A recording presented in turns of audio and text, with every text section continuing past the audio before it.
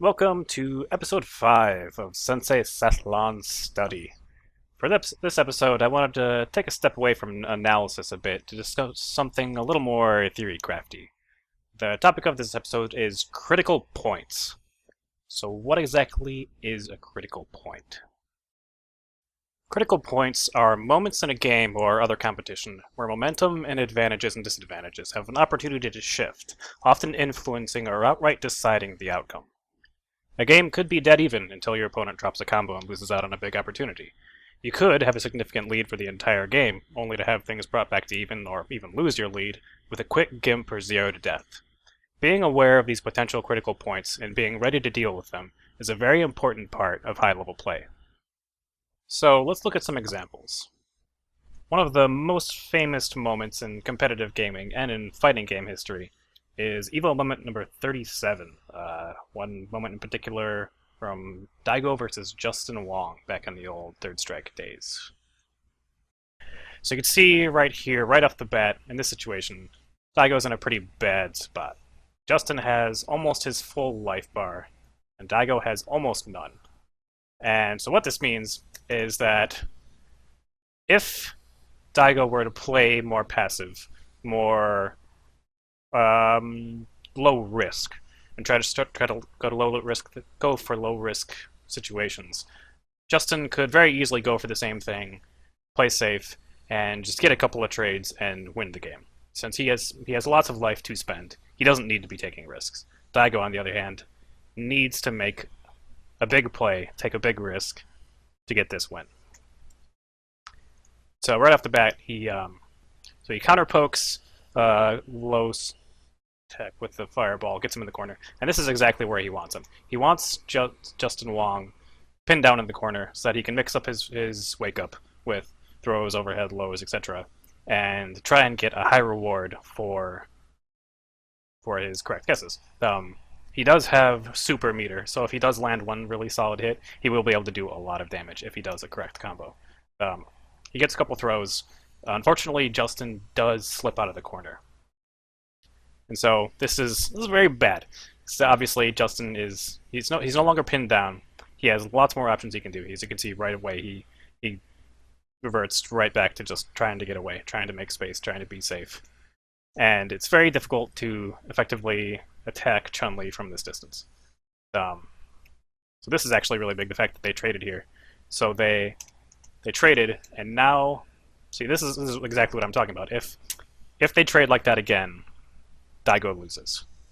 He has almost no health. It's actually kind of remarkable that he lived from that trade. And so he can't really afford to stick out attacks. He can't afford to approach recklessly. But he needs to make something happen. So he makes a really, really great play. Justin is kind of antsy about approaching, like he still wants to be safe himself, but he does have super meter. And what he can do with this super, this is actually the perfect distance for Chun-Li's super. So Daigo baits out. He doesn't want to approach. He's not sticking out buttons. And Justin can see he's just walking around. So the reason why Justin is going for super here is because if you look at how little life Daigo has in the Street Fighter games, if you ever block a special or super attack, you still take a little bit of damage. Chip damage is called. And in this case, Daigo has almost no health at all. So if he gets clipped by even one or two of these kicks from Chun-Li's super, he's probably gonna die. But this is actually the exact situation that Daigo wants. He didn't have any intention of blocking it. Instead, he's going to parry it. So one of the reasons why this is such an amazing play is that Chun-Li's super has 5 frames of startup. I believe it's 5 frames of startup before the flash, this flash right here. And until the flash starts, from when the flash starts until her first kick actually connects, there are no frames. It hits on frame 0. And what that means is that back on this frame, Daigo is already parrying. And if you pay attention to his movement, tiny back and forward, forward, back to get the space again, forward, He's actually trying to set up a buffer to bait Justin into using his super so that he can be already parrying it whenever the super starts. Once the super actually starts, it's fairly easy to see it coming. Since he parried the first kick already, simply input the motions to parry the rest. And now at this point in time, he could go for a fairly weak punish. He could probably DP in between the second and third flurries of kicks. But that wouldn't really do all that much damage. Like, it'd take Justin maybe half of his health. He could instead play a little bit riskier and do like a crouching heavy punch or standing heavy punch into DP, into super, which would also probably do a lot of damage, but might not necessarily finish Justin long off. Instead, he goes for the optimal play, which is jumping, parrying the last kick in the air, falling with an attack, which gives essentially the max damage Ken combo you can combo from Ken, that is, not a Marth combo. Max damage possible combo that Ken can possibly do,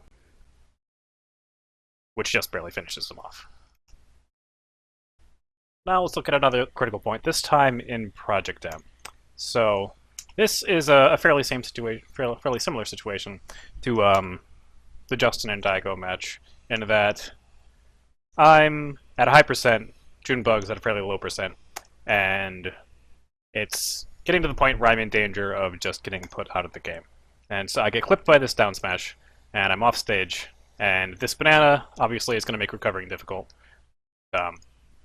Junebug can, if he could potentially grab the ledge or try and intercept.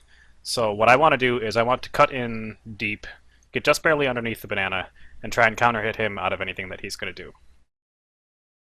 And he does the correct response to this, which is jump high to avoid the hitboxes of the up B. But afterwards, so I misspaced the up B and I land on stage, which is extremely punishable. 25 frames of landing leg, quite a big opportunity to do whatever he wants. And he misses his punish. And this is actually a really, really big moment. Because if he had down smashed correctly, I would have been sent off stage. I probably wouldn't have made it back. This was game 3 in this set. So because of the fact that he misses that punish, I go on to gain center stage, gain control, and eventually I win the game. If he had gotten that punish, I'd probably have died. He would have won the game, and that is actually a really important turning point in this set, because that meant he would have been up 2-1 against me, and even if I had won the game afterwards, then we would be playing the last game of the set on his counterpick rather than my counterpick. It's actually a really big deal. And yeah, if he had actually down smashed the correct direction there, he quite possibly would have won the set.